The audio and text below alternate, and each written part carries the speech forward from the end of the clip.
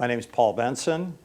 Grew up in Mankato, Minnesota, and attended Macalester from 1983 to 1987. I'm Molly McGinnis-Stein. I'm the class of 1987 from Macalester. My mother and my aunt attended Macalester in the 60s, and so I knew of it. My high school debate coach at Mankato West High School was a guy by the name of Bob Eyrig.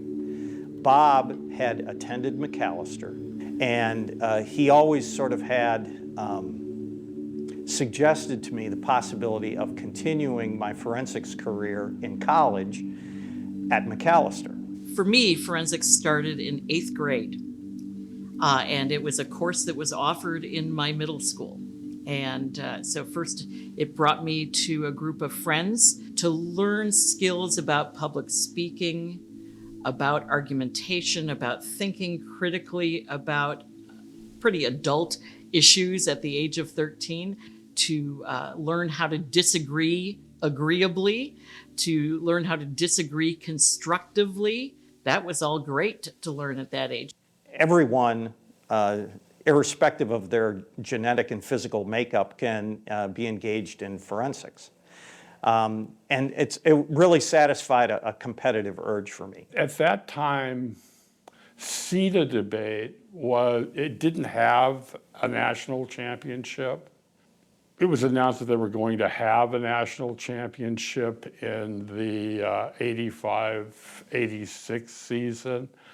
And so both Molly and Paul decided to switch to that event, and just immediately started having a tremendous amount of success.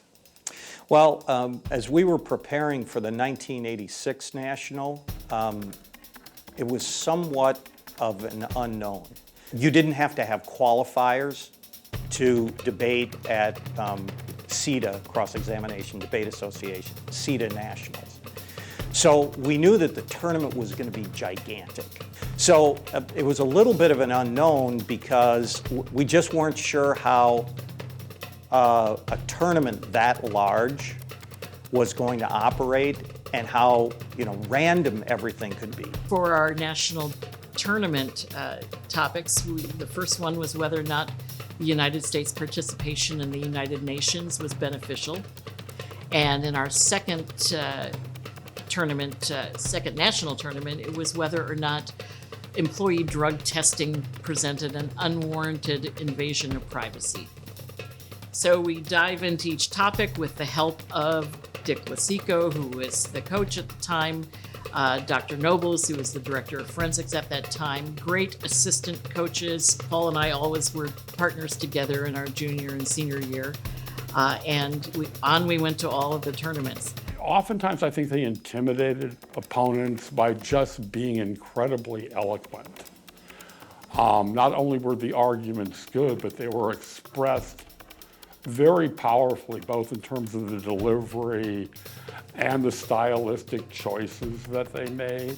I will say one memory I do have is, although we enjoyed success leading up to the national tournaments at different individual tournaments, in both years we lost the tournament that was right before the national tournament.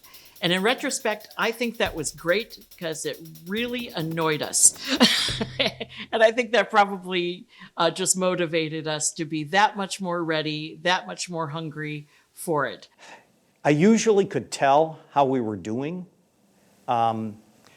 based on, after a certain number of preliminary rounds, they start to match you based on similarity of records. But you could usually tell, like by the second day of the tournament, if you had done well the first day, based on who you were meeting. I remember the second day just kind of going, we must have just tanked the first day because we weren't hitting teams that I thought were all that good. So we went undefeated in the preliminary rounds. We were 8-0. But honestly, the prep leading up to it went very smoothly. And then, going through the tournament, once we got to the elimination rounds, we felt pretty good about where we were at. And You know, we had some close rounds, but at the end of the day, we ended up winning them all.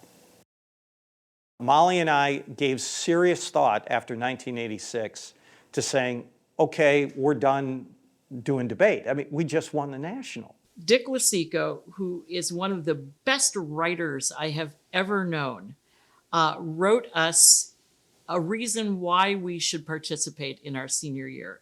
So he typed it out, and he begins it by saying that there's something about the permanence of the written or typed word that he thought gave it a weight or an import to help us understand how much he meant what he was saying to us. And he really encouraged us to come back for our senior year for a variety of reasons. Dr. Nobles, I remember he cornered me and he looked at me and he said, Paul, you have to come back next year. And I said, well, why? I mean, we won everything. He goes, Paul, anyone can win one national debate championship. I did that. You have to prove to me that you're really that good and win a second one. Our second year at the National, I will tell you, was much more difficult than the first. Every round was just brutal. If you're wondering what it felt like to win nationals, after the first one, it was just joy. After 1987, given how tough the year was, and going into, as I said, to every tournament as the defending national champions with a target on your back and all that type of stuff, when we won in 87, it was just relief.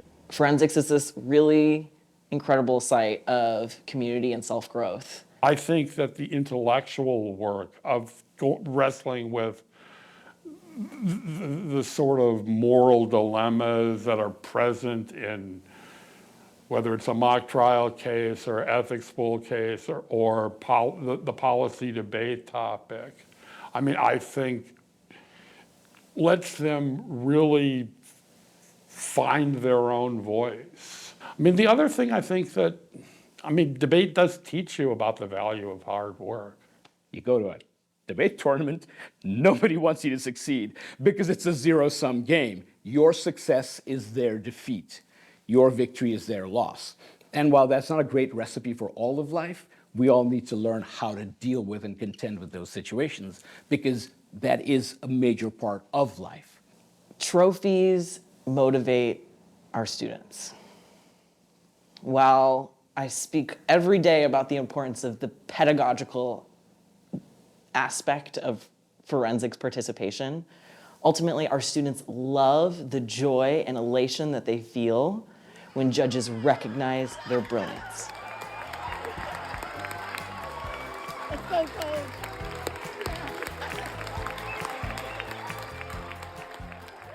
When we won the 2 debate championships back to back, that put us on the map. So here I am at, I guess I'm in Chicago at this point going, wow, Mac doesn't have debate anymore. What is that?